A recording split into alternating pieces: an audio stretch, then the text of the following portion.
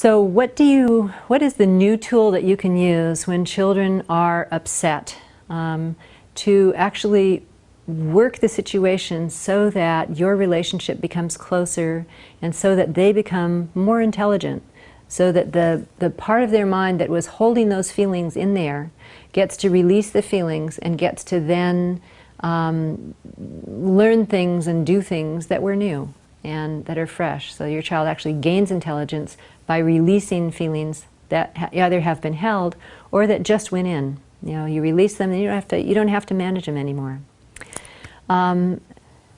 So what we suggest is a process of moving in and bringing your intelligence and your willingness to listen and the safety that you provide by being there, you know, by protecting them while they're in the middle of this emotional release process. So when a child begins to cry, or when they lose their ability to think well, when their thinking is broken down, they can't feel you anymore. Either they begin to cry and have a tantrum, or their behavior goes off track. They begin to do nutty things. They ask for orange juice and you bring orange juice and they push it away and spill it. And then they say, I want more orange juice, you know. Or they tell you to put it in the refrigerator and you put it in the refrigerator and then they whine for it. So you bring it back out and they push it away. You know, it's like you can't tell what they want, and whatever they're doing, it really isn't working and it isn't making sense. That's a sign that a child has lost their sense of connection. They can't think. So when a child can't think, you connect. You move close. You stop the off-track behavior if you need to. And you listen. And you offer yourself the safety you provide.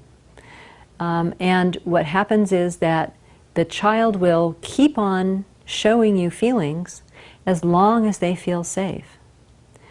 If at this point you punish a child, you get mad at them, you know, don't do that. Why are you crying about that? You did it yourself. Don't cry about that. You know, you spilled your milk, you wipe it up. Don't give me all of this. You know, when there's that kind of thing going on, which we all do. I've done it many times. We learn these things from our parents. There are little traditions in families of how you treat children when your feelings are ignited, and that's what we come up with when we can't think, is those little traditions. If you do those things, what happens is that your child's delicate sense of connection and safety feels in danger again. And you kind of add a new hurt on top of the hurt that was already troubling their behavior. So punishment, bribes, yelling, timeout, you know, they're all on a spectrum of trying to train a child to be good. And they all miss the fact that children are deeply emotional and social beings, and what they want more than anything else in the world is to be able to think and to feel close to you. When they can't think, they can't feel close to you, and everything you've ever taught them shuts down and goes away until they can feel connected again, when it can all come back and be part of who they are again. So your goal is to connect.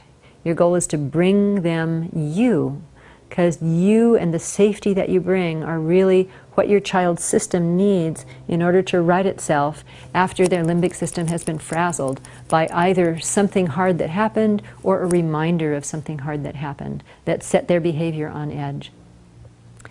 So some of the mistakes that parents make when they come to a crying child are trying to reason. Your child cannot handle reason. And you will be a much happier parent if you don't try to explain or reason when your child is upset. So the way it often goes with parents who are trying to not spank and not use timeout is, now honey, I can't let you hurt the baby. Now we don't hurt people in this family, and when you do that, it hurts your baby. Do you see the baby crying? Do you think the baby feels very good? You hurt the baby, and we cannot let you do that. You know, when you do that, I'm going to have to put you in your chair over there because I can't let the baby be hurt, and this is not what we do. Now that's a kind, loving, trying really, really hard parent who is, you know, trying to communicate with a mind that is not there. Your child's limbic system is there. The social, emotional part of their brain is on fire with feelings. And all of those words just slide right over their head. So you spend a lot of energy trying to talk and trying to reason, trying to explain, trying to, communicate the principles in your family that you live by to a child who cannot think. You'll be a much happier person if you don't do that, if you use very few, if any, words. You bring yourself, which is what your child needs. Your child needs the safety of closeness from you. The child needs eye contact from you. The child probably needs physical contact, not always, but often. And they need your patience. They need time to process the feelings.